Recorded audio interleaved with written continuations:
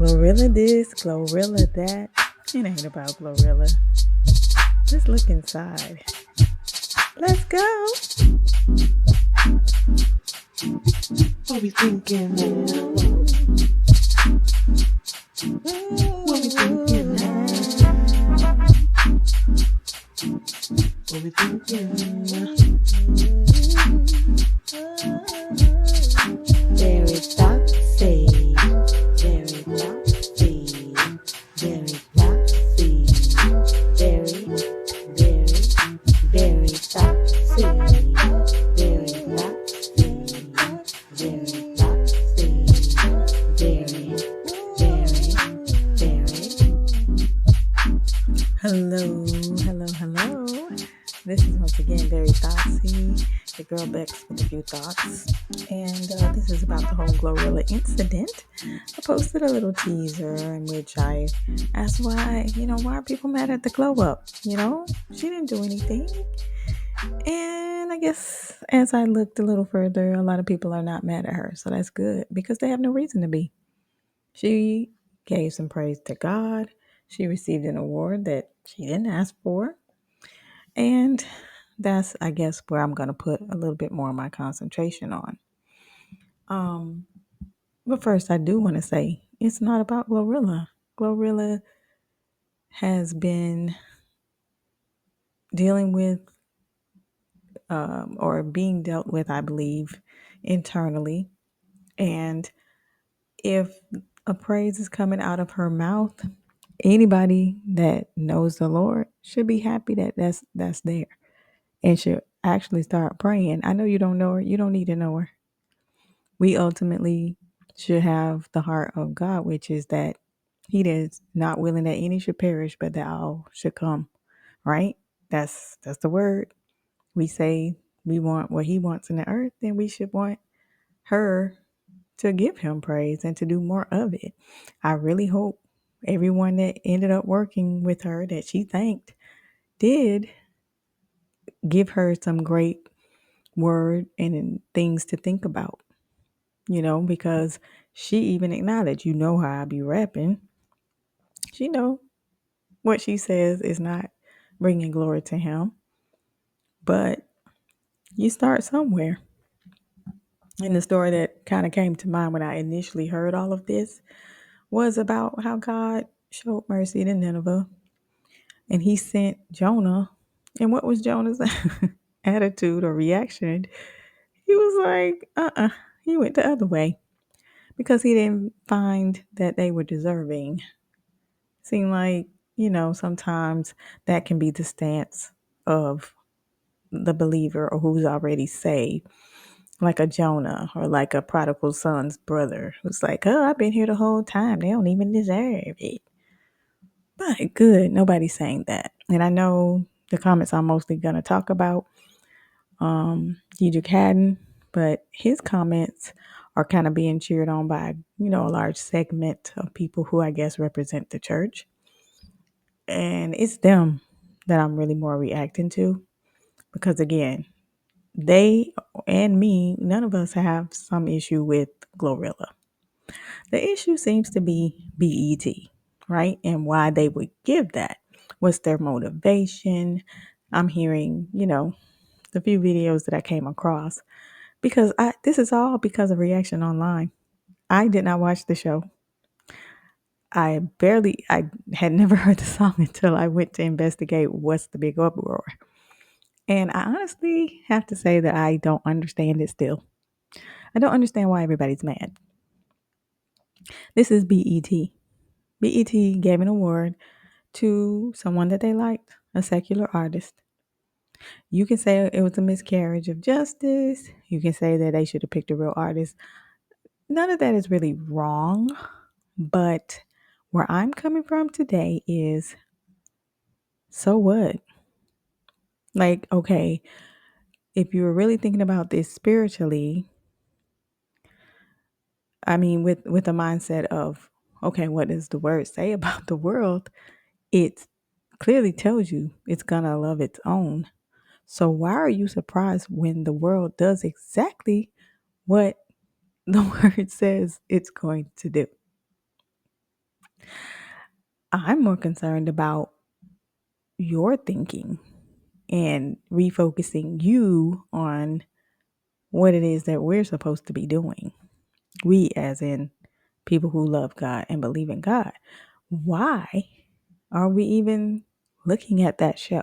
It's not like, oh, it's about, 50-50 gospel and secular, or we're looking to see something that represents what we believe in. The majority of that show wouldn't be lifting up Christ in any way. So I don't even understand why that is being consumed, you know, with any great interest by anyone.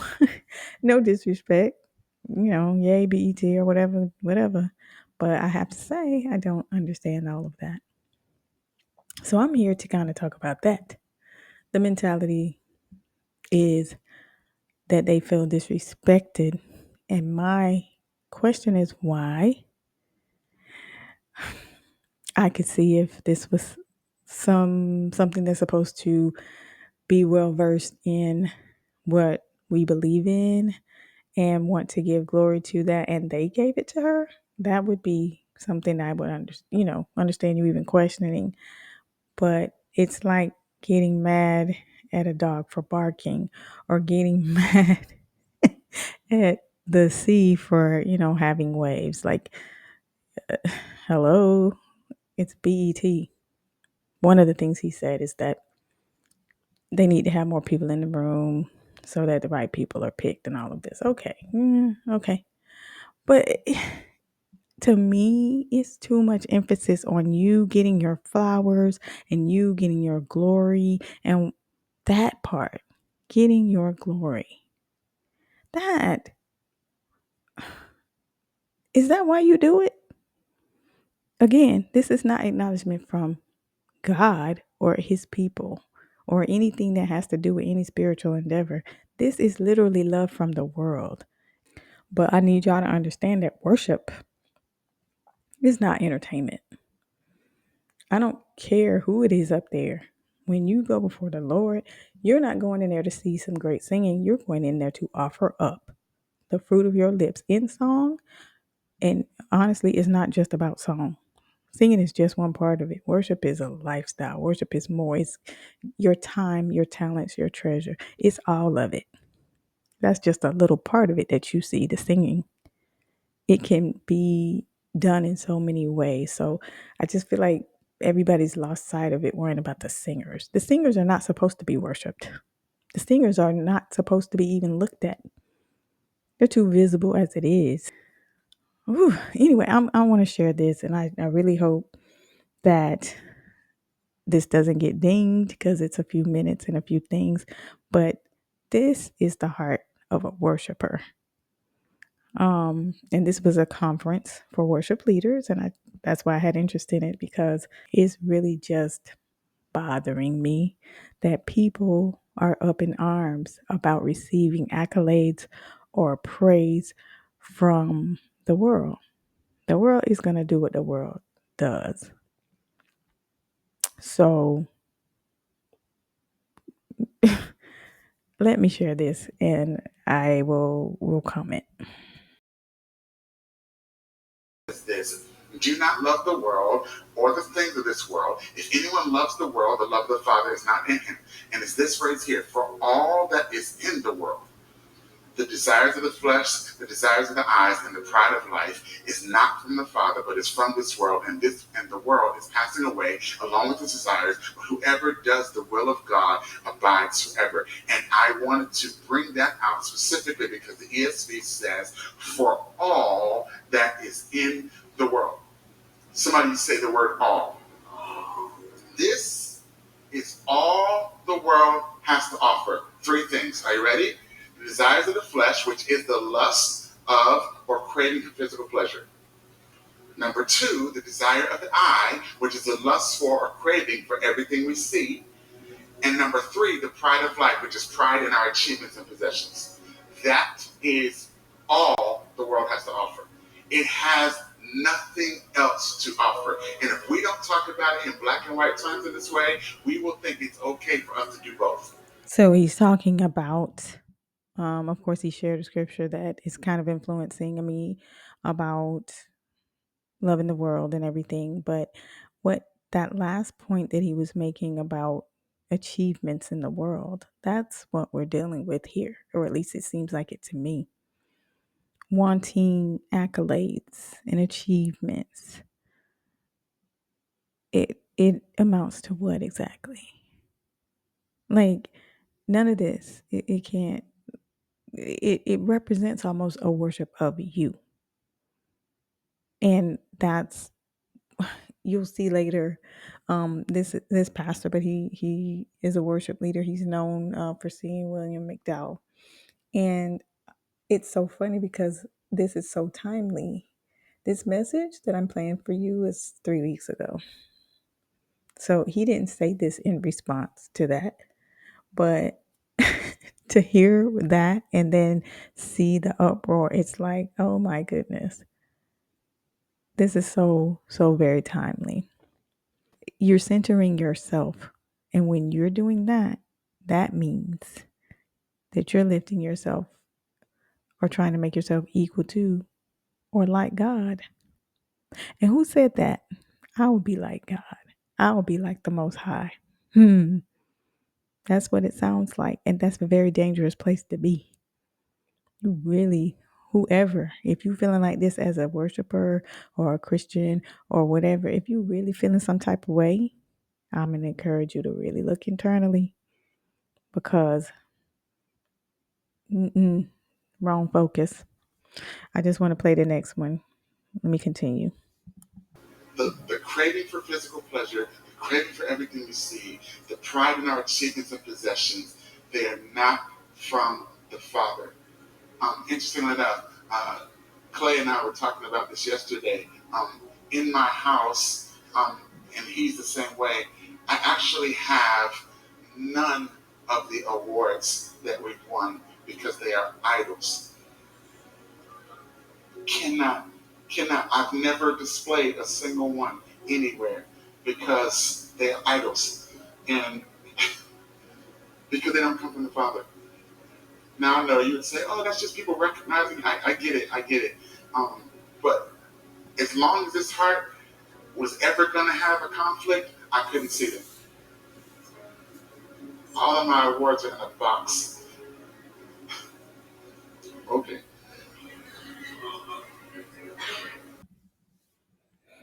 Now, I don't want to make him the focus, Pastor McDowell. I don't.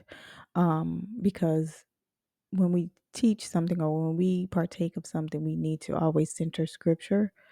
And a lot of times people will use themselves and they're not the standard. No disrespect. So it's not live like him.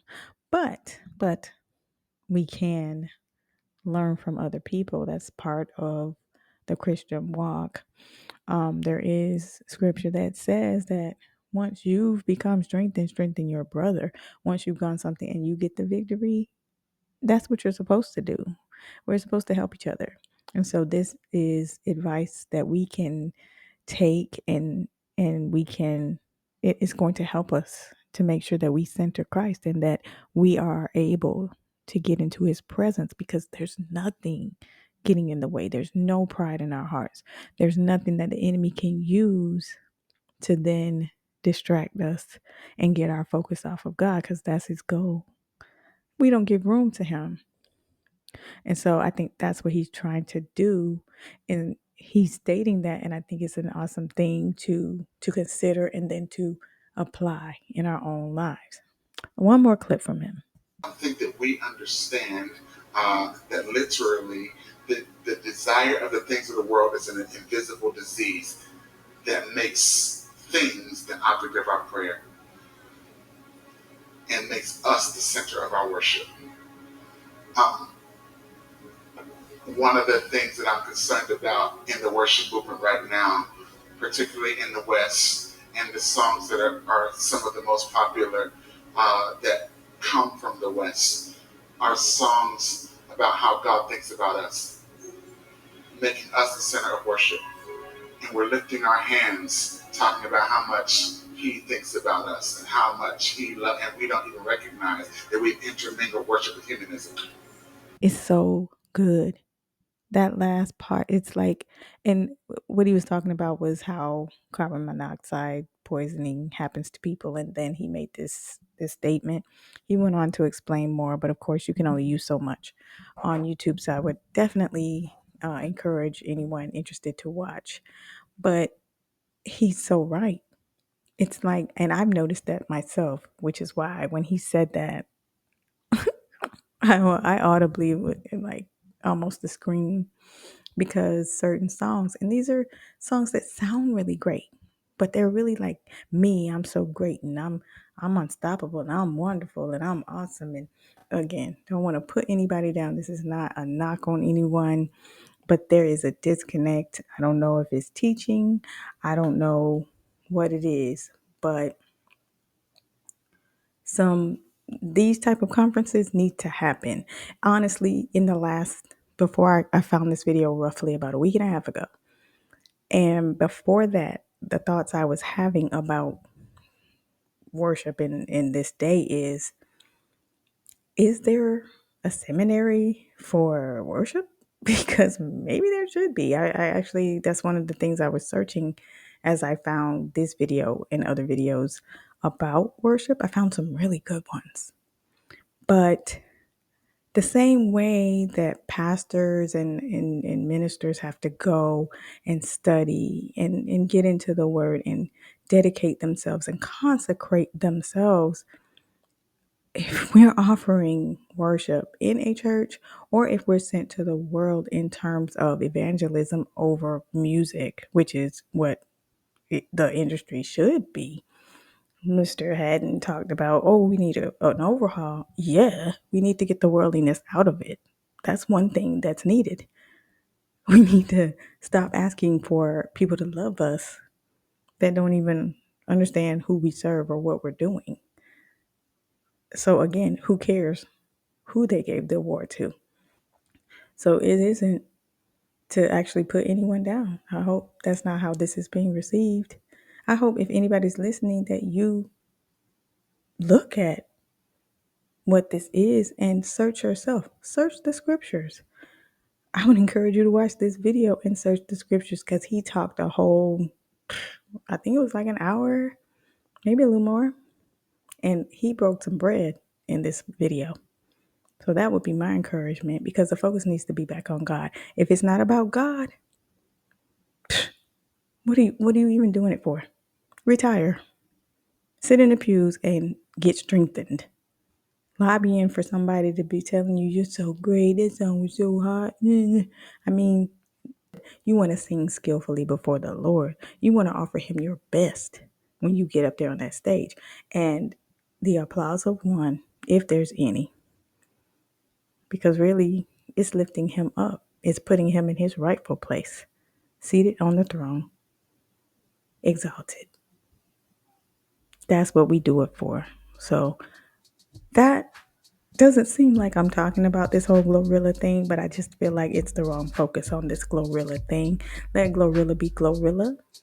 I actually prayed for her. Will continue to do so as I see things that seems like there's a little bit of something going on in her heart. And I pray that God bring it all the way through. He has a time and a plan for everything. Just because it don't look like what you think it's supposed to look like, don't mean it's not God. As Rahab. Some people believe and they don't look like they believe, but they do. And they just need to work things out. And that's between them and God. Pray for those people. Don't put those people down. And as for the ones that are over here on the other side, I pray that your faith fail not. Because we still got to run this race. I pray that mine fail not. Every day, the enemy is lurking like a lion, trying to catch you slipping, planning for your downfall. So I pray and I hope that anybody that's involved in worship and leading people into the presence of the Lord will take this seriously and not worry about anything except what pleases God. And with that, I'm getting out of here. It's very thoughtsy, and those are my thoughts for today.